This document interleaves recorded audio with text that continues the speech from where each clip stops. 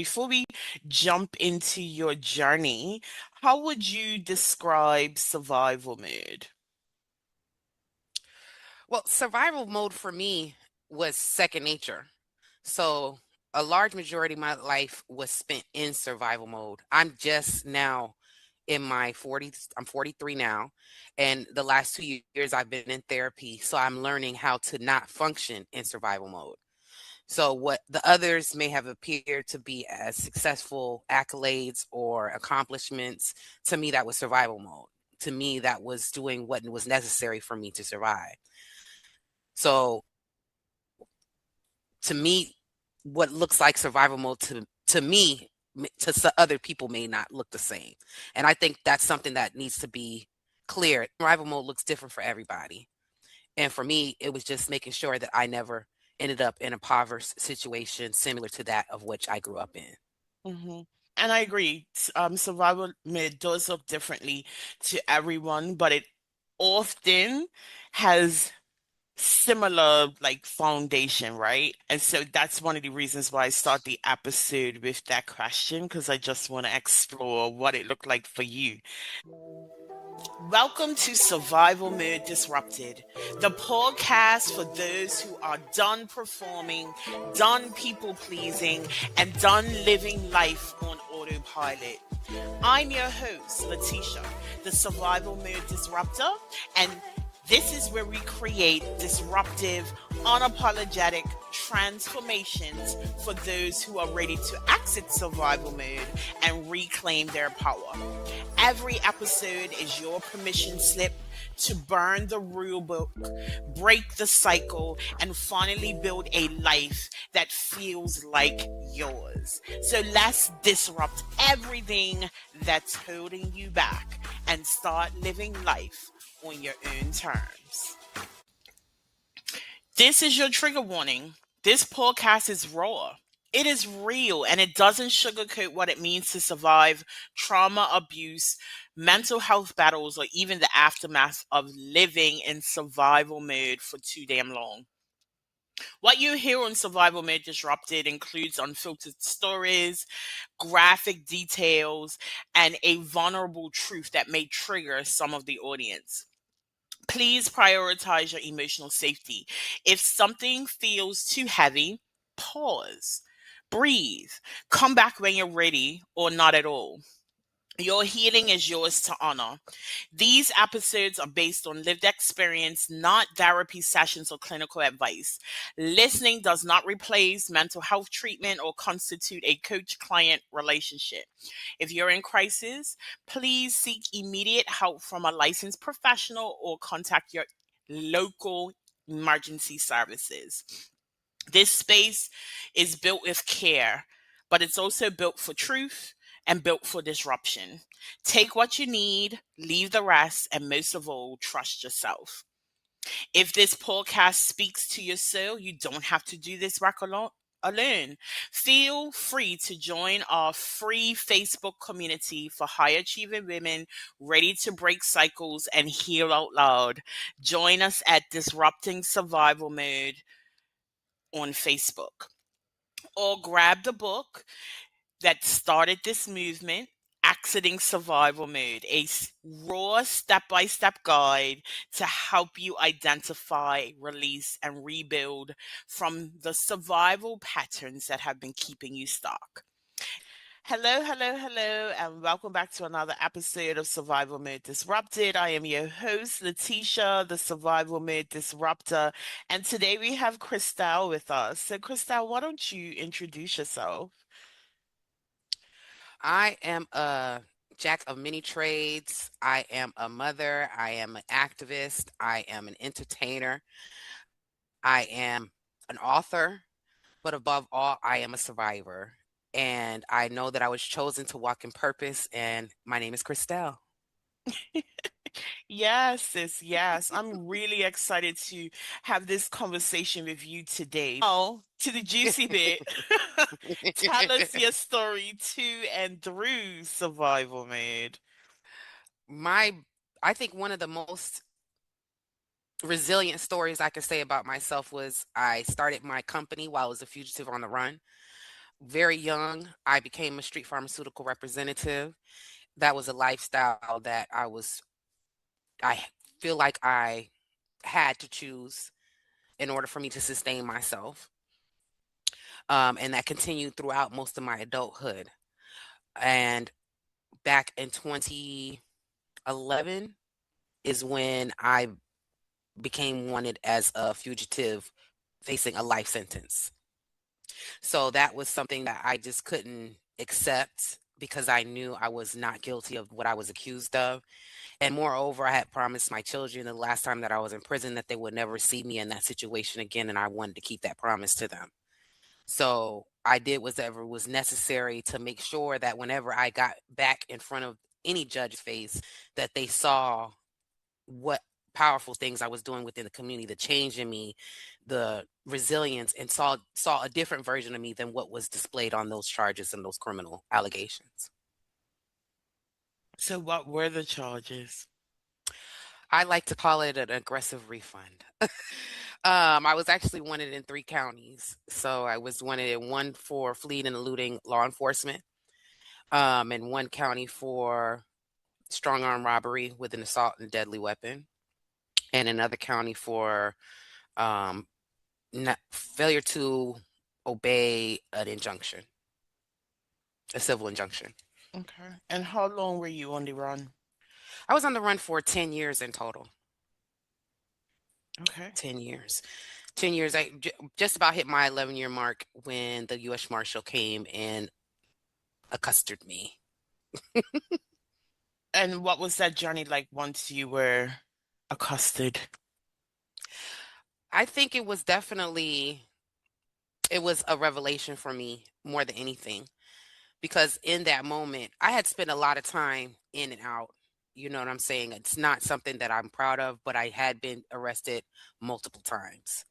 And I had already been so far removed from that lifestyle that when I walked back into it, I realized how far removed I was. So it was more or less like a an aha moment for me. It gave me a moment to sit with myself and make actual life changing decisions and look at myself in the mirror, because I think a lot of times we blame outside resources or outside influences for our actions. And that's what I did. That is, I blamed the unlove from my parents. I blamed the misguidance when I was a juvenile, the forcing things. A lot of these stuff you'll see on the Trap Queens, BET Trap Queens is presented there. But just to be frank with you, I blamed a lot of outside things instead of looking inwardly and realizing that the peace and the happiness that I was looking for was within me the entire time. And I just chose to look outside myself to find it. Hmm. Whenever I tell my story, I always talk about that moment where I was in jail and my mom came to visit me and she asked me a single question. She asked me, why do you love everyone else more than you love yourself? And when she said it, to this day, still describe it as a Mike Tyson body blow. She winded me with that question because I was now having to face the truth, right? I had made a lot of decisions from my teenage years into my 30s that were bad decisions, right? And I knew them. I knew it, but I was doing the best that I could to navigate the circumstances that I was in at the time. And I didn't have a great relationship with either one of my parents during that time. And I had to kind of figure out life from about 16 by myself. And in doing so, I made decisions based on the information that I had at the time. But like you, I spent a lot of time blaming people for where I ended up. And being faced with that question, having to go back into my cell and ruminate on that question. It was the first time that I think I had taken complete ownership of my own shit. For a lot of time, I would say, oh, well, I'm in this situation because, when I was 14, I went through this. When I was 7, I went through this. My parents, blah, blah, blah. But it was this reconciliation that if something doesn't change in my everyday life, then jail would probably be my endpoint. And as a result of being able to take ownership of my life, I was able to change it. So I can reconcile with what you said there. But I guess I'm curious is you've been arrested now after being wanted for, I think you said, nearly 11 years. Did you serve time? And then what did life look like to rebuild from that point? I ended up actually only having to do 4 months. God was with me the whole way through. I had but unshakable faith. I knew what God said to me. So all the way through my court hearings, anytime my lawyer came to see me, even when he was doubtful, I told him, I'm going to be okay. I'm going to be free. And on my birthday, for my 41st birthday, all the charges were dropped. Everything was dismissed. I was walking away a free woman. That was a moment that I can never do over because it redeemed me in that moment. But the rebuild after that was quite hard because you have to keep in mind I spent over 30 years of my life. At that time I was 41, and I had spent 40 years of my life never saying my name, not knowing who I was. You know what I'm saying? Because I spent so much time in a dual life, like one version of myself for a group of people and a different version of myself for others. So I had to contend with that, had to look at myself in the mirror and really be able to say, I'm no longer a fugitive, because the life that you lead when you're on the run is totally different than the life that you lead when you're free.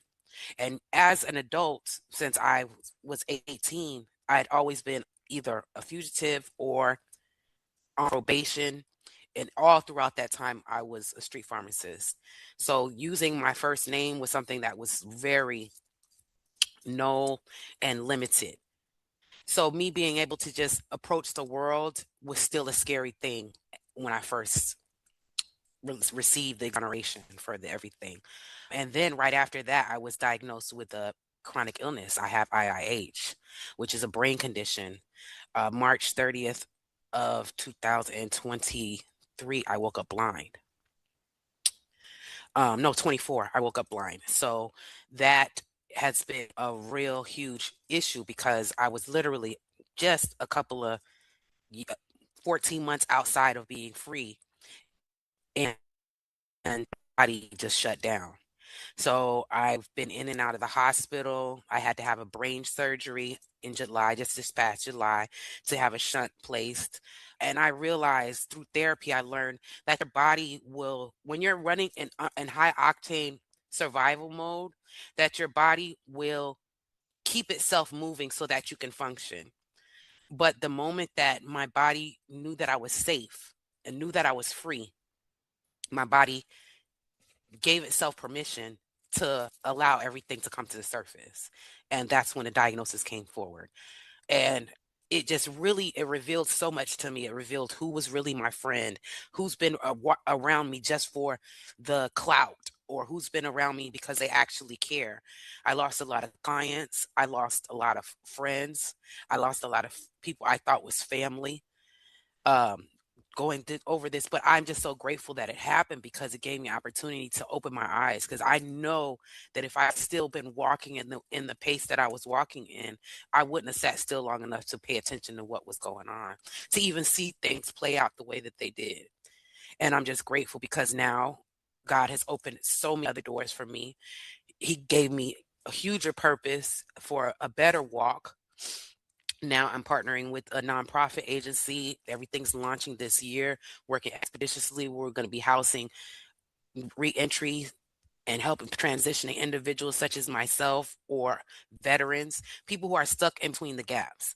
And this is something that I don't think I ever would have even felt comfortable doing, because all my mission was before this to help former inmates, not knowing that there was a huge population, even myself, because I'm so far removed from being an inmate. I haven't been in jail. I don't know what the process of prison is anymore because it's been so long for me. But I realize I relate more to entrepreneurs. I relate more to people that are in my situation, who fell into a hard time, and there was no resources available to me because I'm not an addict or don't have any kids in tow. So all I say all that to say that everything that happened to lead me right to where I am right now. And it definitely was not an easy walk, but it was all worth it because I know the purpose that God has chosen for me. I want to go back to the first thing you said about your health, right? And I've heard this and I've experienced it myself. When we are in survival mode, we are in constant fight, flight, fawn, or freeze. And as a result of that, we can't focus on anything else but literally staying alive or staying Yes. safe Mm. in some instances, right? And safety for our subconscious brain does not necessarily look like safety like what we read about in books or what we see in movies, right? Absolutely. And when we get to that place of safety, which often take us decades to get there, our Mm. body's just like, okay, okay, now I don't have to do all of this extra stuff. And oftentimes that is when we start experiencing health issues, we start experiencing all of this other stuff because, yes, we're now safe and now our body can stop using all of its energy to keep us safe. And now we need to start addressing things that seem to pop up out of nowhere. I Yeah. know I had a period where I couldn't get out of bed for months. And I wouldn't Mm. describe myself as being depressed. I knew I wasn't depressed, but I had hit a wall in my ability to process outside stimuli because I had spent so much time expensing my energy and getting safe. And once I finally got to a space where I was quote unquote safe, my body literally just shut down. It was tired, right? We Yeah. put ourselves through so much on the exterior, and we often don't recognize the toll it takes on our interior. And we don't Hmm. see it until we stop fighting or fleeing or fawning or freezing. But the Yeah. other thing that you Yeah. That's so mentioned true. the other thing you mentioned was getting to that place where you recognize that your story had more purpose than just keeping you through the ebbs and flows of life. And I think it's always a beautiful testament to someone's healing when they get to a place of wanting to help others. I think it's a huge part of our healing journey, but not all of us get there. So I commend you for the work that you're doing.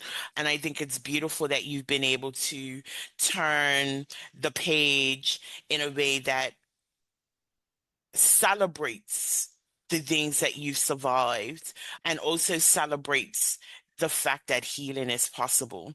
So I would love to explore some of the things that you've worked on in therapy, if you don't mind, because I Hmm. think it's key to understand going from the life that you lived for a very long time to now champion your own healing and champion your journey out of that lifestyle. I'm just curious of what are some of the things that you've had to overcome in order to do so.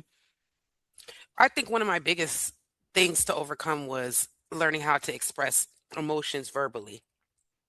A lot of times I didn't have the opportunity to do that as a child.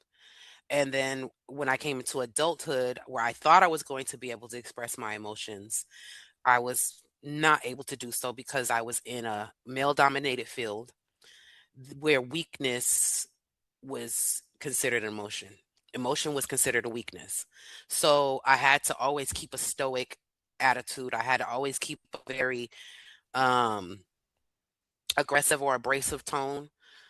So it didn't allow for me to do much of anything but seek aggressive revenge. So now I have to remember that sometimes my appearance, my gold teeth, my tattoos, my locks, to some people may consider that to be unapproachable or maybe intimidated by it. So I have to think about their perspective before I react. A lot of times a person's ignorance will come through verbally and I will just charge at them. That's the way that I was before. But now through therapy, I've learned to just take a beat, think about it, and realize that from their perspective, I may be intimidating.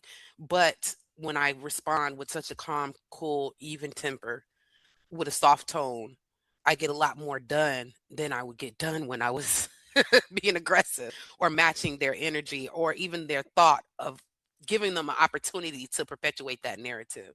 And that's one of the biggest things that I'm thankful for, is because I just don't react anymore. I just don't do things out of revenge. That's a big thing. I've also had to, I mean, I wasn't very reactive. However, my mouth is a lethal weapon. You come at me sideways, as quiet as I can present myself, unless you really know me. You better be ready for what's coming, because I slaughter. My tongue is deadly. And I don't say that in a way that to like celebrate it. I'm just like, I had to become like that. I had to learn how to self-advocate. And Mhm. my self-advocacy came as a result of not being able to process my emotions, right? I couldn't Mhm. process sadness and hurt because, similar to what you said, I felt like those were signs of weaknesses. So the number one um, emotion that I was very comfortable expressing was anger. And I used Mhm. to describe myself as a volcano, and I would erupt. Sometimes I'll give you a warning, sometimes I smoke first, right? Or spit a little lava so you can back up. But most times Mhm. it was an eruption that came from the pit of hell. And oftentimes it didn't match. It didn't match the scenario, but that's all I had until I learned how to process my emotions in a healthy way. But particularly, I think certain cultures, right? And Mhm. I don't want to just put it on black women, but certain cultures, we don't really get to express ourselves in very healthy ways, right? Like I agree. I I was raised in environment where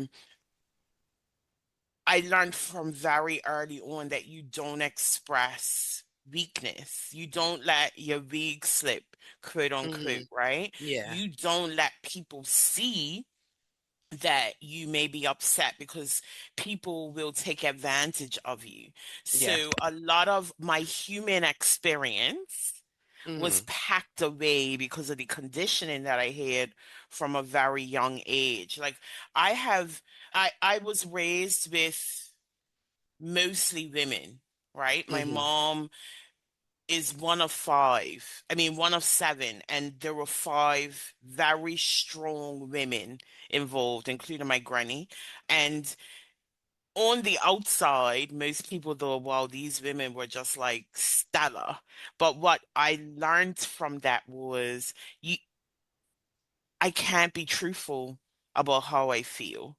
So I put on this exterior that most people don't really accept anyway, right? So I was immediately labeled before I was even a woman as an angry black woman because that was how I was pretty much raised. Like, don't let your weak slip and don't show any weakness. So Mhm. growing into adulthood and being able to get to a place where I could be soft without chastising myself in that Yeah.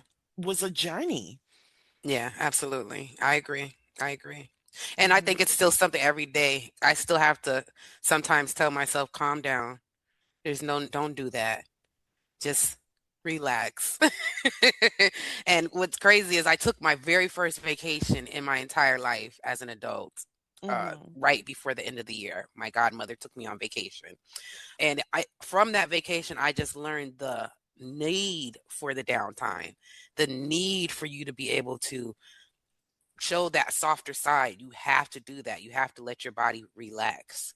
And if you don't do that, you're going to miss out on life, because a lot of times you look up and be like, daggone it, 5 months is already gone. When in actuality, that's because you kept your head down in survival mode the whole time and you didn't take a moment to just enjoy life and enjoy some blessings and the fruits of your labor. And we Mhm. got to stop doing that. I think as a culture, as a people, we have to stop doing that. We have to stop focusing so much on advancement and sometimes on cherishing the moments and being present. Mhm. I think part of that is our inability to accept that life operates as a duality, right? Hmm. We often skip one element of a duality, right? Like, for instance, with anger, there is happiness. With sadness, there's joy. With darkness, there's light. With rich, there's poor. Hmm. And oftentimes we want to hold on to one side of that duality so much that there isn't a reconciliation. That other part has to exist, right? Yeah, Um, absolutely. like for instance, with Black women in particular, I think systemically we have been placed in situations that required us to step into our masculine energy and stay there. Yeah, So we absolutely. really do not know how to be soft. And I Hmm. remember even growing up, the picture of a grandmother, I always say this, the picture of a grandmother was this soft, and I went to private schools with a lot of white children. So when they Hmm. used to talk about the grannies, they used to talk about these women that were kind and loving and soft. And I Hmm. had this stoic yet abrasive grandmother, right? I never saw a smile until I was like 18 or 19. I never really heard her laugh until I was much older. The way that she handled me as a child was, I am going to raise you, and that's all you got to see. I didn't get to see softness. And I Yeah. remember one day asking her, like, why aren't you like the grannies in the movies? Because like she was like, because they haven't had to live the life that I'm had to live. And I think a lot of times us as Black women in particular, we are definitely conditioned to be harder on the outside than often really exists. Yeah. And then we end up stepping into this role of hardness and meanness. I mean, in your circumstance, it was necessary. Otherwise, you would have been picked off quite quickly. But Yeah. it becomes part of our personalities, that conditioning. And we don't recognize oftentimes that that ends up being the, I don't know the word that I'm looking for, but the the block to the life that we want to live, because we don't know how to step into our feminine. We don't know how to be soft. And it's Hmm. not a bad thing because we've done what we've had to do in order to survive. Yeah. But a lot of times we resist it in the healing process, right? Like I remember someone saying, you got to soften up a bit. I'm soften up. Like for what? Like, why? And it It's took like me my a while. therapist, like, it's okay. My therapist says the same thing when she first met me. She's like, you don't, it's okay. You don't have to be tough with me. So it took a minute. Let her see me cry or anything. Cry. No, if you see me cry, you better run. Like Yeah. that's what, if you can get tears out of me, you have unleashed a beast. And but so now when I'm able to express myself without all of that residual anger, like I feel like I've arrived, because it's taken me decades to get to that place of being able Yeah. to accept that duality that comes in life. But on top of that, whenever I talk about accident survival mode, I say it happens in three phases, right? The first phase is self-awareness, because we can't change what we can't see. The second is a reprogramming, and that speaks to what we were just talking about, the conditioning that we're often raised with, the identities that we've had to pick up as a result of being in survival, being able to challenge our narratives, challenge our beliefs, challenge our conditioning so that we see something different. And then the third is a reinvention, being able to lay down our survival identities, lay down that hardness, right? Yeah. And choose. Uh, identity that works better for us. And for some of us, it's not about laying down all of the hardness because I feel like it serves a purpose in some Yeah, yeah. aspect. But being able to champion our healing in a way that we stay aligned with what will serve us as opposed to what will then keep us in survival Hmm. mode. I agree. I Hmm. agree. I agree. Absolutely. Yeah, so it's been been exonerated, and you said you're working with a nonprofit, but what else are you doing now that you can be Kristell and you're not Well, running? You know what I yeah, mean? and that's the thing is I'm able to be more present on social media. I'm allowed to be like open. I've done a couple of commercials and just being out there. Trap Queens was like my hello, to the world. And I think it's like I saw a quote that said people don't realize how many people you save by keeping your mouth quiet. And I think that's how I felt is I've allowed a lot of people to get away with a lot of things. And I've always been the person in the family that she'll get over it, no problem. And I've not spoken on my side. A lot of times people have just been able to speak for me. And that was my moment that I got to speak for myself. It was it was life changing. I don't want to cry today. But it was life changing for me because it just got because when I saw it on camera, like on my TV screen, and got a chance to look at myself, I got a chance to look at myself because I've always looked at myself in a with an eye of resentment, Hmm. not feeling like I feel like I let myself down, and I didn't realize how much I had overcome. I didn't realize how far I had come. You understand where I'm coming from?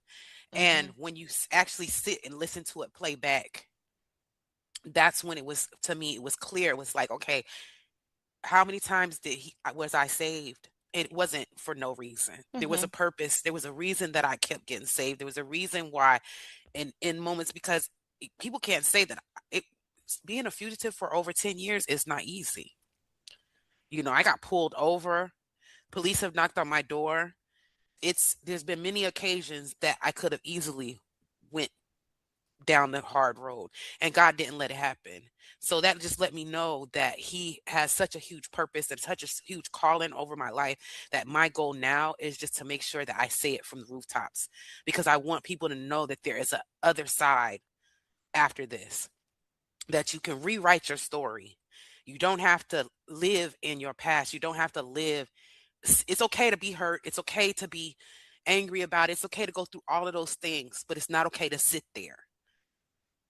You have to put in the work. And once you put in the work and once you look at yourself in the mirror and realize you deserve this, and hopefully I can prevent other people from even going down the wrong track, because I think if somebody would have stepped in before and offered me other alternatives, it probably would not have gone as far as it went with me.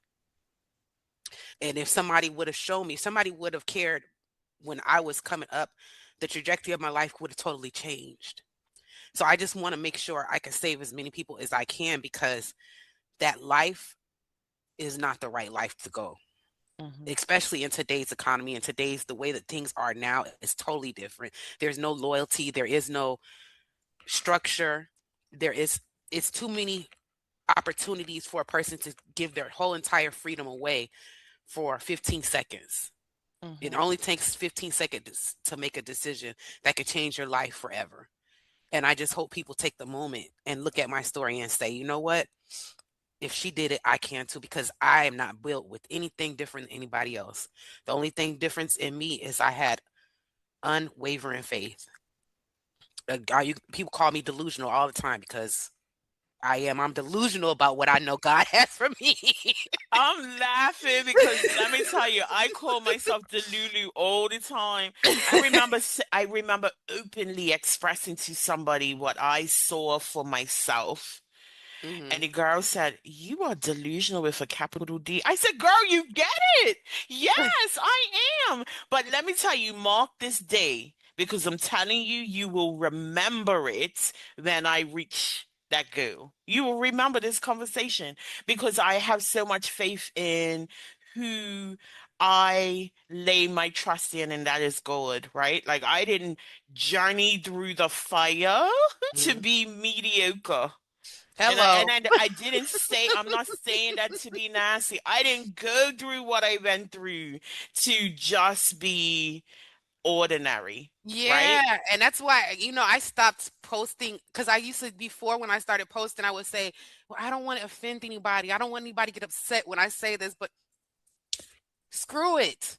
You know what I'm saying? I'm no longer going to dim my light to Mm-hmm. make sure that somebody else's ego is saved. I'm no longer going to Mm-hmm. play it small. I'm going to continue to let my light shine as bright as I can. You can, if you don't like me posting every day about how God has saved me, about how God has turned my life around, about how I was on the run for 10 plus years and was able to start a self-sustaining brand, was able to become the first brand to be sold on walmart.com as a handcrafted brand, one of the people who helped build the Black platform for Amazon, all of the doors that I've opened for other people, I did that. And On the run. I did that. God chose me to Mm-hmm. bring that blessing through. And I'm going to be proud of that. I'm going to be proud of my works because everything is what led me to this moment right here. I didn't have to look for anybody to say that you did a good job. That's not what I did it for. I did it because this is what I was called to do. Mm-hmm. I remember someone saying to me that my story today becomes a masterclass for someone else tomorrow. And what I'm hearing you say is just that. I recognize that I can show someone something different, and I'm stepping into that space wholeheartedly, right? A lot of times we get caught up in our story and we don't recognize the power behind it. And I love that you are like championing yourself, right? Screaming from the rooftops, this is what I have overcome. And even in that, you're recognizing, wow, like I have overcome more than I've given myself credit for, right? Hmm. But that's the beauty. That's the beauty. I remember being told about Maslow's hierarchy and self-actualization when I was very young, and I never really understood it Yeah. until I got to the other side of my own story. And then it was just like this aha moment. Like, now I get it. Like, we journey through a lot of things in life, but it's never really just about us, right? Hmm. It allows us to anchor into our purpose. And in doing so, that's where we change lives.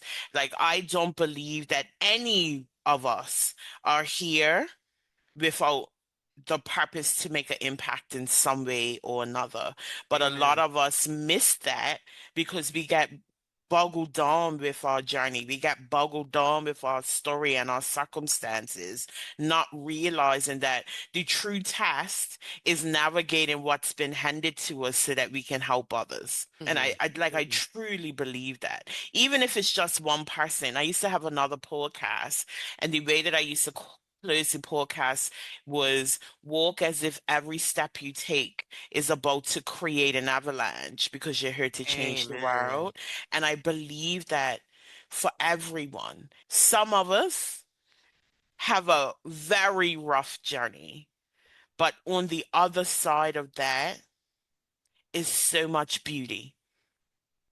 And while there are instances and aspects of our lives that we may want to change, that journey is what created you, created me, created the power behind our walk. And even if we changed every aspect, I wouldn't change what made me me today. I would Man. never do it because I am so grateful for the woman that I became, despite the journey that I walked. And what I get from you is the absolute same. Yeah, I agree. That's exactly how I feel. Everyone, that's usually is the question like ask me is what would change? Absolutely nothing. I would I would still go through everything that I went through. I would take every blow that I had to take because it led right where I needed to be. Me being stabbed 16 times is what led me to creating a formulation to help my hair grow to my waistline at 5 years. Mhm. And also not just for me, to help thousands of other women be able to grow hair through scar tissue after chemotherapy, all kinds of different things. God did that through me. And had I not been a victim of or a survivor of that incident, I would have never even had the foresight or even the want to do something like that. Mm. So everything is never, there's no losses that I take. I only get lessons. And I'm just so grateful. People ask me all the time, "Are you was you had?" I'm glad he stabbed me because he sent me on a path that God called me for. Everything was meant and it was intentional, and there was nothing that was meant that happened by accident. I know that I probably wavered off on my own little path sometimes because a lot of times we don't trust it, and I think Mhm. like, how are you going to do that? I don't even have money for that, God. What are you talking about? But he always makes a way. He always makes a Always. way. And so I And it just starts with I surrender. You know what I mean? absolutely, Mhm. absolutely. And that's what I tell everybody.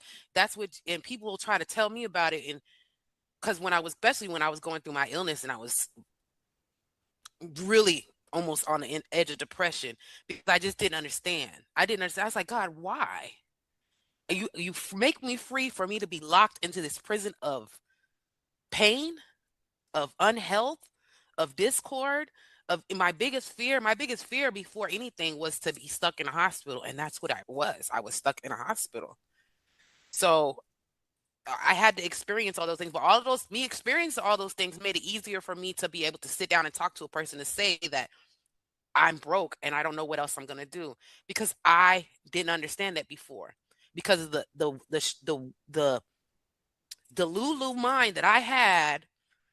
I would do a lot of other things that other people would not be willing to do to make some money. Mhm. So I never understood somebody else's excuse for being broke. But Mhm. when the option for me to do all those things was taken from me, I really understood. And it humbled me in a way that I don't think anything else could have ever humbled me. So I gratitude.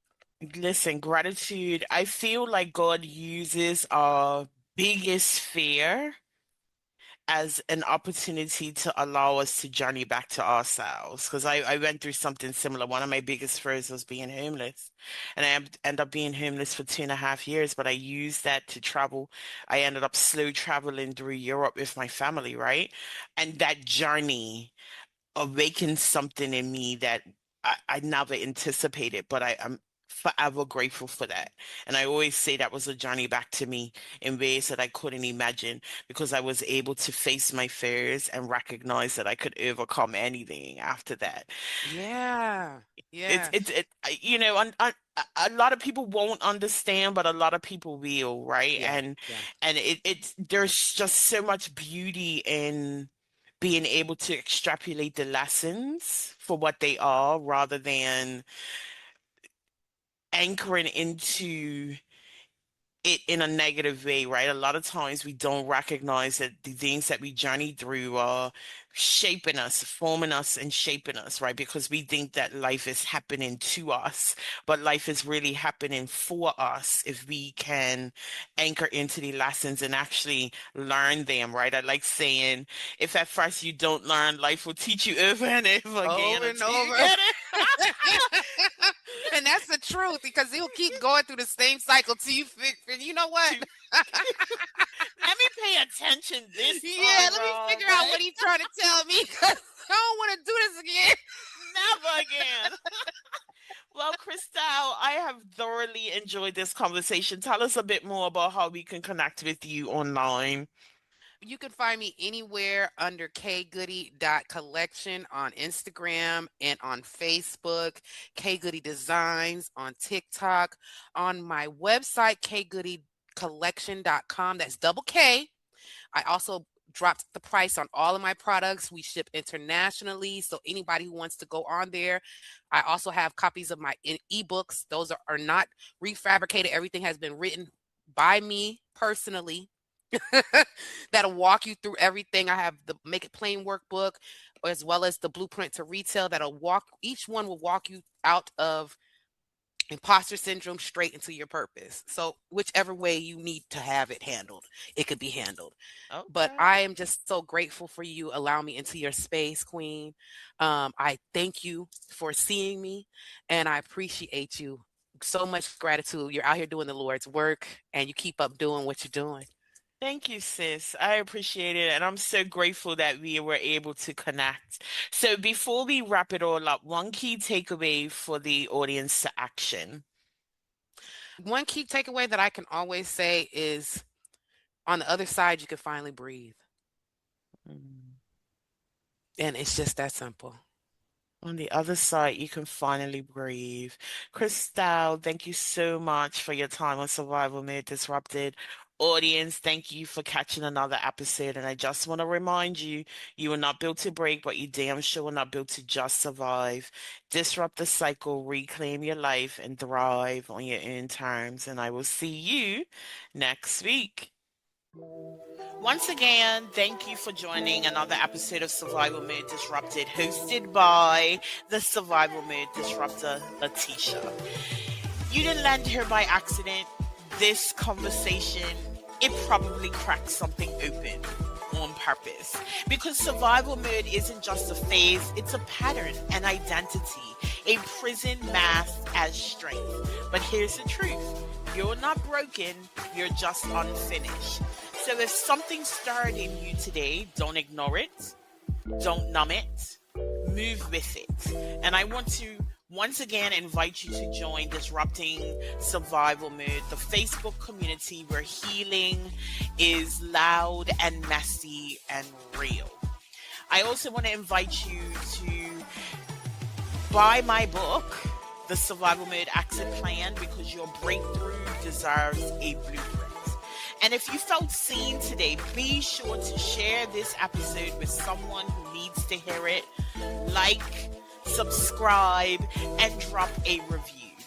That's how amplify the voices that need to be heard. And remember, this isn't about fixing yourself. This is about finding yourself again beneath the rubble. Until next time, choose ease, choose power, choose you. This is Survival Made Disrupted. Let's keep shaking shit up.